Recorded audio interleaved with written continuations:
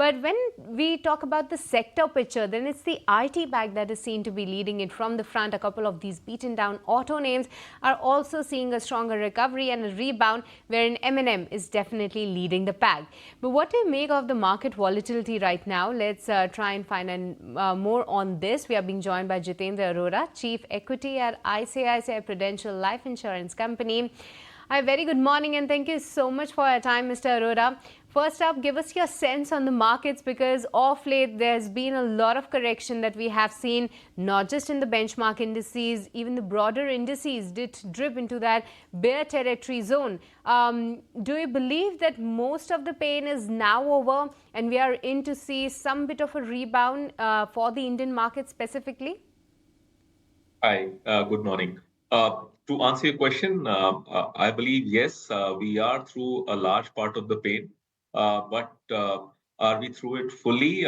My sense is perhaps not, because just to put the markets into the context over last couple of years, it all started post-COVID when the recovery happened. So first we saw the top line bouncing back, then we saw the bottom lines bouncing back, and as a result, when we entered FY25. We were looking at a set of companies which were posting very good revenue growth as well as profit growth. And on that, everybody then tried to ascribe the peak multiples, which led to a situation wherein we saw the markets in the overvalued territory. But from there, we have seen a lot of excesses getting corrected over last 6 months. It happened much more swiftly in the current calendar, especially for the broader market, as the FII selling continued unabated. So, are we looking at a point wherein we believe that perhaps we are at the bottom and the market should only look up from there? Perhaps not. That's not what we are looking at. But at the same time, we believe that a bulk of the pain is through. Uh, do we see a recovery immediately? Maybe not. We may be in this situation for another quarter or so, or maybe two, wherein we'll continue to drift sideways. Can we see some correction triggered by some events locally or globally? We can. But having said that, as an investor, I think this is the time period where I will continue to put incremental money to use in the markets. I'll continue to deploy and keep deploying if we see further correction. All right, Mr. Arora, good morning. This is Cheryl also joining in the conversation. I wanted to understand, you did give your sense and your view coming in for the markets and where we are headed. But I wanted to understand one thing. What sort of asset allocation should one have in this sort of a market, given the fact that equity correction does kind of change the faith or kind of dwindles the faith when you talk about stock market investing? In such a scenario, do you think equity is still the best asset class that one should look at investing in, and which are the other asset class one can look at right now? Well, to us, asset allocation is always a function of your risk horizon. So anybody who has a risk horizon of 3 years to 5 years, I believe equity still remains one of the best asset classes to invest into at this point in time. We have been believers into asset allocation for a long, long time. To all our customers also, we keep propagating the importance of asset allocation, which is in line with your own risk appetite and horizon. So asset allocation is always a function of the time horizon. If you're looking for 1 year, I would perhaps not recommend equities. But if you're saying 2 to 3 years and you will continue to invest into the markets, this is as good a time as any. Mr. Arora, also help us understand that how have you managed to face this volatility, because the narrative of the market has actually changed since the start of this particular year. The broader end of the market definitely not holding up well.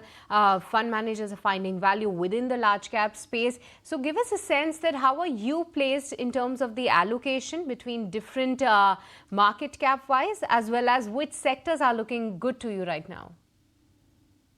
So for us, the focus has always been on the large cap. As a house, we focus more onto the large caps, given the kind of clients which we have. So for us, as a result, we've been able to handle this onslaught well. But at the same time, we believe that now there are opportunities emerging within mid caps and small caps, which will make good money if we continue to hold on to them over next 18 to 24 months, because we have seen excesses getting removed from a lot of names. So it's a very interesting bottom-up stock picking kind of market, wherein if you're clear about your hypothesis and you're clear in your thinking behind investing in a company, and you can weather the volatility, you are in for making good money. In terms of sectors, which we broadly like at this point in time, are more domestic focused and domestic oriented. We continue to like banking and NBFCs, given that we are in a period where we see that RBI is trying to remove some of the restrictions which it had put on the industry over last 18 months. We are also seeing them trying to normalize the liquidity situation per se. And given that this is a sector which has seen derating and there are no valuation excesses inbuilt into the sector, we do like this sector. Uh, Insurance is also perhaps one of them where we have seen that the sector has been beaten down for a lot of regulatory reasons over the last few years, whereas the sector continues to post good growth over last few years. So I believe financials overall, be it banking, NBFCs or insurance, look good to us from a sector allocation perspective.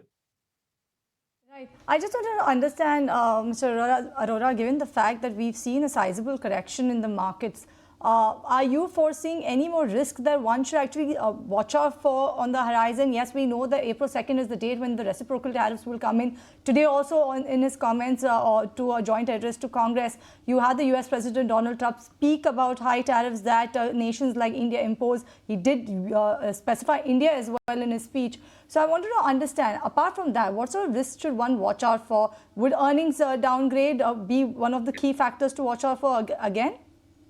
Exactly. So from a period between, let's say, FY22 to FY24, we had seen a lot of earnings upgrades, and now we are finally moving to a period where we are seeing earning downgrades. So that's the number one thing which we have to watch out for in the market, because there are still companies which are sitting on higher than normal profitability and also higher than normal assumption in terms of growth.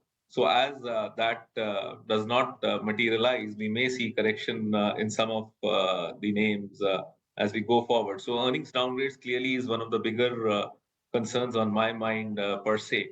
The rest is obviously mostly linked to the external sector, wherein what is happening in global economy, and can that lead to heightened volatility as well as increase in risk premium, which can lead to some slowdown or sell-off in global markets. That's another concern that I have. Mr. Arora, help us with your view on the PSU pack as well, because nobody is talking about them of late. Those were the darlings actually of the first half of calendar year 2024. We have seen the correction creeping in the second half indeed. But even now, all these stocks have almost halved their value versus what we have seen the previous year. Give us some sense that what is your take within the PSU pack, and do you find any valuable opportunity there? So your statement is right when you say that a lot of these stocks have half from their previous value or the peak value in the last year. But at the same time, another way to look at them is that they are still double of where they were perhaps sometime in calendar 23.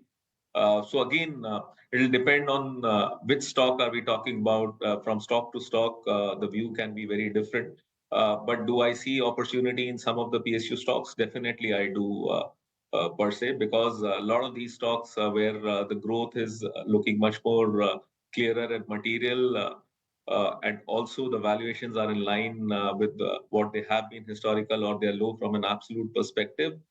They do present an opportunity to invest. Mr. Arora, we leave it there. Thank you so much for joining us on the show to talk about what sort of strategy, asset allocation, and what are the key risks that one should watch out for going ahead in this market. Thank you so much. It was a pleasure having you on the show with us today. Thank you. If you like this video, then like, share and subscribe to ET Now.